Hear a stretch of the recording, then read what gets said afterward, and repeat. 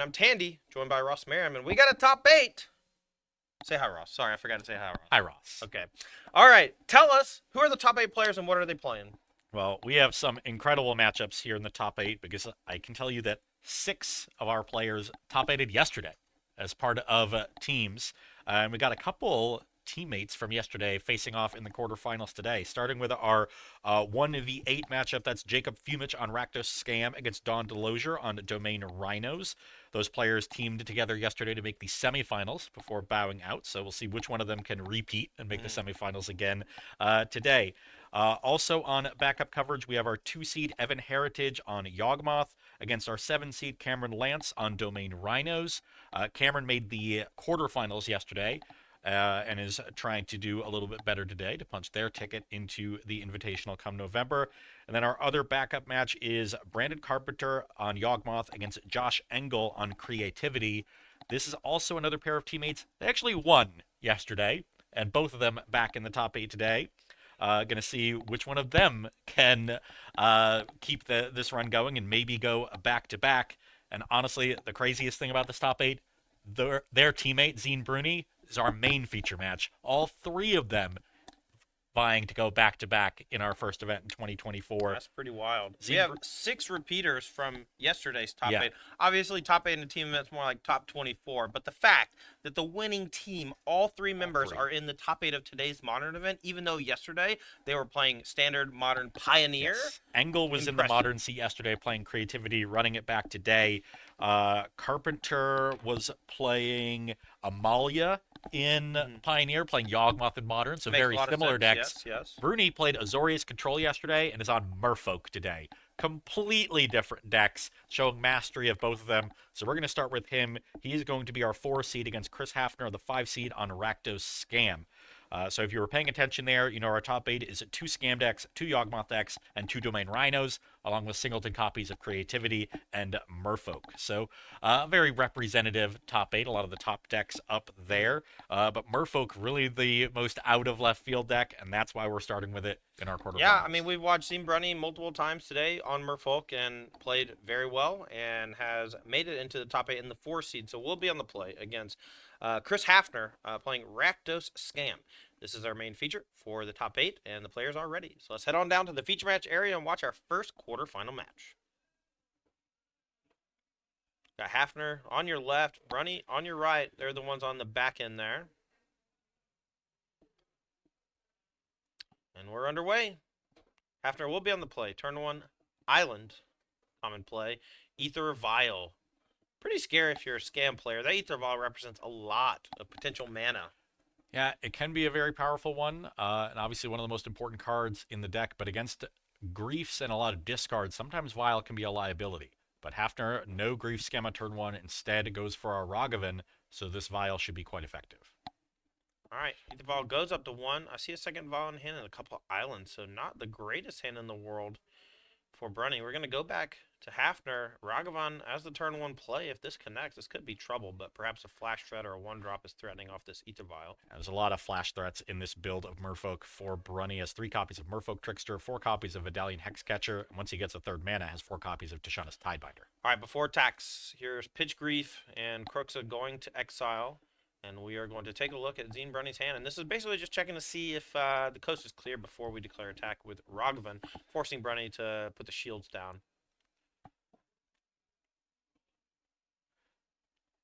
There's a Merfolk Trickster, so that can tap down the Rogavan. It does remove its abilities, but it is in play and not dashed.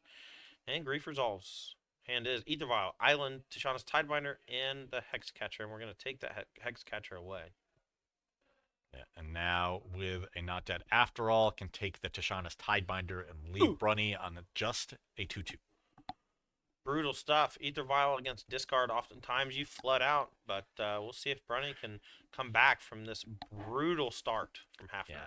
This is effectively a 24 land deck if you count Vial. So it's 20 actual lands in the 4 Vials. Bruni has drawn 5 of them in his opening 8 cards. Just too many, and of note, no copies of Mutavault among that mana base to help mitigate this flood. To draw Waterlogged Grove so we can cash that extra drawn land in for another card. We might see that main phase to try to find something for Ether Vial. Could get punished if we draw a 3-drop. Ooh, Tishana's Tidebinder. And now Hafner actually has discard turned on for this turn if he's able to draw a piece. Gonna go back Hafner's way. Might be looking to trade Ragavan for that Merfolk Trickster. See how he wants to approach this combat step. Yeah, generally trading is good, but might not want to attack into a potential Lord off the Aether Vial. Might have a Lord covered. Yeah, with a removal spell, it's pretty safe attack and trade. Yeah, and this restricts Brunny's ability to block the Grief, that Menace ability coming in clutch, so you're always down to be trading creatures in that spot. Overgrown Tomb the land for Hafner. The extra green has to mean pick your poison out of the sideboard, right?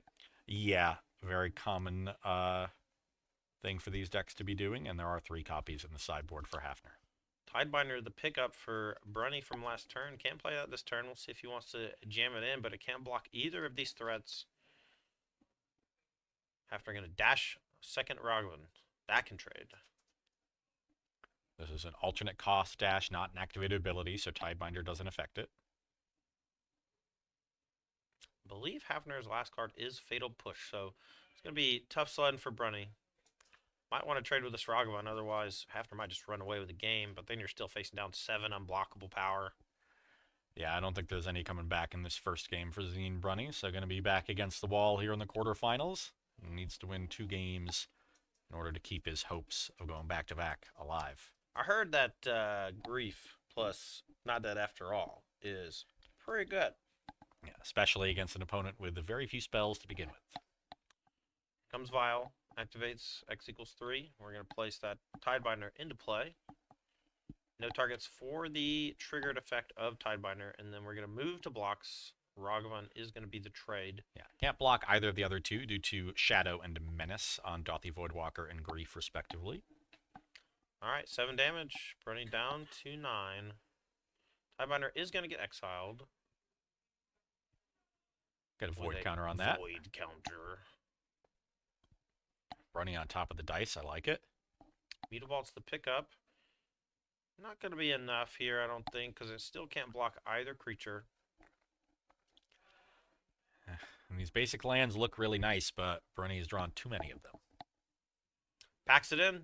Game 1 goes to Hafner on the draw with Rakdos Scam, and just like that, we're going to Game 2. Now, Zine Brunny might need some help with this Merfolk deck, and he's going to take a look at the sideboard, so we're going to have Ross take a look at the sideboard as well, and give us his expert analysis. Ross, for the Scam matchup, as a Merfolk player, how do you approach this matchup? Well, I would want more sources of card advantage, because the Scam deck strips you of resources and you need to replenish, but I'm not seeing a lot of those in this list. There's 3 copies of Curse Totem in the sideboard, 2 Force of Negation to complement the 2 in the main, 1 Grafdigger's Cage, 2 Hibernation, 2 Spreading Seas, 2 Stern Scolding, 1 Subtlety, and 2 Surgical Extraction. The Stern Scoldings and the Subtlety should be quite good. They both help against early Grief scams, but they counter a wide variety of creatures in the deck. They can hit Dothy Voidwalker, they can hit Ragavan. I imagine the Force of Negations in the main will be coming out, so the extras are not coming in. On the play, I could see Grafdigger's Cage. Normally, I don't like that kind of card against Scam, but a single copy, and especially a single copy in a deck that is going to get into combat a lot, means that Not Dead After All has additional functionality. Your opponent's going to block, creatures are going to go to die in combat, and the Not Dead After All will save them and effectively increase Chris Hafner's threat density. And Grafdigger's Cage shutting down that functionality of Not Dead After All, along with its synergy with the Evoke Elementals, I think means that the single copy is worthwhile. All right, on the other side of the table, though, Hafner on Rakdos Scam has to have some anti-creature tools over there. What's he got cooking? He's got some good ones. There's 2 Blood Moons in the sideboard. Those aren't great. 1 Bone Crusher Giant will come in. 2 Engineered Explosives are excellent. A 4th copy of Fatal Push is excellent. A single copy of Legion's End is excellent. I've heard a lot of people talking about Legion's End this weekend, and it seems like the lack of violent outbursts has made it so that sorcery speed answers to rhinos is awesome. And while Legion's End can answer some things like Hangerback Walker and other annoyances, it's particularly strong against tokens because it takes out both of the crashing footfalls.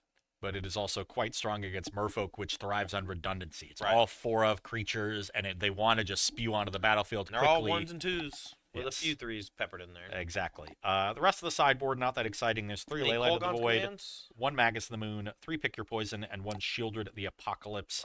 Maybe you want that Shieldred depending upon the cards that you're bringing out. Thoughtseize, I think, is relatively weak in this matchup. I think the Croxa in the main deck could come out. Maybe Shieldred is better than that one. Mm-hmm. But really just bringing in a lot of additional removal and cutting discard, so you upgrade your disruption package in that way is what Chris Hafner is going to look to do. Now, quick question. This is more so for educational. Would you bring in Pick Your Poison to deal with Ether Vial, since Ether Vial is such an important part of this Merfolk deck? I wouldn't. I think your goal is to just kill all the creatures and turn the Ether Vials into dead draws, which is what happened in game one. So Right. stick to that plan. I think that is your best bet. And don't try to overload on reactive cards because you want to maintain some threat density yourself. All right, we are underway here for game number 2. Zine Brunny has the excellent start of turn 1 Ether Vial. Hafner matches with Rogovan. We'll see if this is going to be a repeat of the previous game. I see quite a few islands in Zine Brunny's hand, I think, but maybe that's just Merfolk in disguise. Well, I do see quite a few Merfolk too, and it Oh! looks like the Spreading Seas came in. Those were a maybe for me out of the sideboard. But the Rogovan is going to ensure that Hafner has access to the colors that he needs.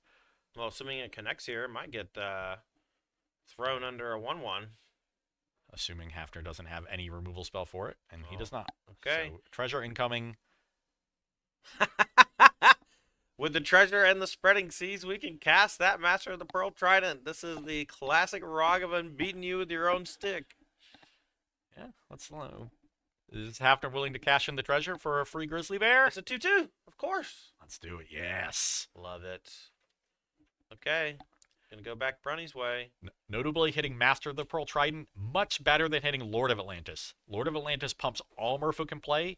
Master just pumps the ones you control. So if Hafner were to play one of Brunny's Lord of Atlantis off the Rogovan, he would pump all of Zian's Merfolk and give them Island Walk, which with the Spreading Season play means they're unblockable. Here comes a Master from Zine Brunny. This one costs a card from Ham, whereas Hafner's costs one from the top of the deck. Ahead on cards here is Hafner, but we do have Ether Vial to do some tricksy stuff. Hafner going to go fetching, maybe going to go find Raucous Theater, but might already have it in hand. We're going to get Blood Crypt and Shock. Maybe this is an end of turn Fatal Push. And let's start using some removal to keep a clear path for this Rogovan to connect. You have to imagine there's another 2-drop hiding in there, though, because of the Ether Vial on 2, and we hard cast the Master of the Pearl Trident. No way to save it, though. We're going to go back Hafner's way. Yeah, I love using the Lightning Bolt early. You want to use those as quickly as you can because if Brunny gets enough Lords down, the Lightning Bolt won't kill anything. Right. Here comes a big swing. Pair of 2-2s. We're going to flash in. Another Master of the Pearl Trident. That's triplets. We'll see if Hafner wants to do anything before blocks, and no. Rogovan looks like it's going to trade. Hafner going to go for one of those scam effects. This is a not dead after all, so if this works, then the Rogovan comes back. But if Zine Brunny has a punish here with, like, Dismember, this could be backbreaking for Hafner. Doesn't have it. Rogovan trades and comes back. 2 damage dealt. Yeah, only 2 Dismembers in the list for Zine Brunny, so hard to have those consistently.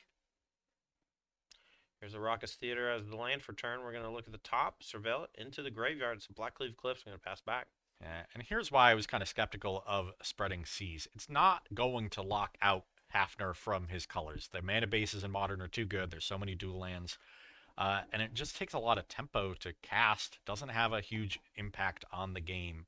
So, even as a 2-mana Stone Rain, which it's almost been this game, doesn't seem that effective. Actually helped him cast the Master of the Pearl Trident, if I'm being honest. But here is the That's a Tide Shaper. Tide Shaper, and that's going to turn another one of Chris Hafner's lands into an island, so constricting his colored sources. We do have Vial up to 3, so could maybe flash in a Svalloon or a Tishana's Tidebinder. Svilin would be very nice, just as a 3/4 body. Can really check these attackers. Hafner's got to be wary of that, so if he's attacking quickly, you have to imagine he has a removal spell for a potential Merfolk god. Yeah, for the Svalloon, but if that wasn't the card coming, then this is interesting. A 1/1 is Shump blocking the Rogovan. That should be a 2/2 Tide Shaper, because Hafner Oh, has an because it's island. kicked. Okay, so it should be a trade with the Rogovan then, right? So should we stop them? Can we stop them, please? I thought it was a strange block. Oh, they caught it. They Yeah. caught it. Yeah, Hafner didn't realize that his Ragavan was going to die, so Cool. the Wicked Roll will trigger, Bruni will lose a life, and honestly, the Ragavan has done its job. Now it's time for Shieldred to clean this game up. Yeah, shoulder comes down. Brunny gonna need Dismember in a hurry. Gonna go back. Nothing to violin on 3. Gonna take it up to 4. Subtlety? Yeah, gotta be Subtlety. It's the only 4-drop in the deck. Okay. Alright. Looks like he does have one in hand as well. Didn't have a blue card to pitch to deal with the shoulder, and now gotta beat this 4/5 Death Touch. Unkillable monster. Yeah, Subtlety gonna be a turn too late. Not very subtle. Alright, draw 2, gain 2. Punishes the draw from either side. We're gonna attack for 6. Flash in Odawar to bounce the Shieldred. It's a nice little turn because we have the subtlety for the vial here. Okay. We're doing something. Okay. Here it comes. Where are you going to put it? Top or bottom? On top. Yeah. That one's not going too far. Tidebinder the pickup. I believe that's a Stern Scolding as Brunny's last card. So Tishana's Tidebinder can counter one of the triggers of Shieldred, and then the Shieldred will lose all its abilities. It's just a generic 4/5. That's a much easier prospect to deal with for Zine Brunny. Yeah, timing on it might be a little weird based on when it's going to be triggering. You know, you have to kind of Tidebinder on your own turn after you draw. Which with the Vial on 4 is awkward, because the Vial's probably not worth more than maybe one other spell the rest of this game. Yeah, and Scolding doesn't stop the 4-drop here. So, going to go back, draw, take 2, but trigger on the stack. We will go for Tidebinder, and that will shut off all the abilities of the Shieldred. So just a generic 4/5. And the subtlety can keep getting in. Brunny's going to have to try to win a race with this flyer. Not impossible, but seems difficult to do at this juncture. Yeah, life totals are 8 apiece. Ooh, and yeah, just a stacked hand, I think, from Hafner. A Fatal Push coming off the top, and whatever other interaction. Sacrificing the land is interesting with so many cards in hand. Oh, we're turning on this Fatal Push to get rid of the Tidebinder, so there's no blocker here. And then we're going to attack for 6, and this Mutavault is maybe not forced to trade with the Merfolk, but I think it would behoove Brunny to trade. Well, definitely has to do some blocking, because if he falls to 2, the Shieldred, which is turned back on now. Kill him. That's right. Good call. I missed that. Um, You know, that means Hafner actually could have cracked the land, and then before the draw resolves, kill the Tidebinder, and then you actually gain 2 life as well. So, weird little thing you could have done there. Put the activation on the stack and respond to it, definitely, but I don't think the 2 life will be relevant. And unfortunately for Brunny, regardless of which creature he blocks here, he's going to fall to at least 4 life after the Shieldred trigger for his draw step, and that means Dismember is no longer a viable answer to that Shieldred. Okay, Hafner deals 4. 2 on the draw step. I think if he had found another Tidebinder there, he might have had a shot. If he could just keep chaining Tidebinders and then win the race with subtlety in the air. Gains 2 as well, so not really even in range of death. You know what card I don't see in Brunny's list?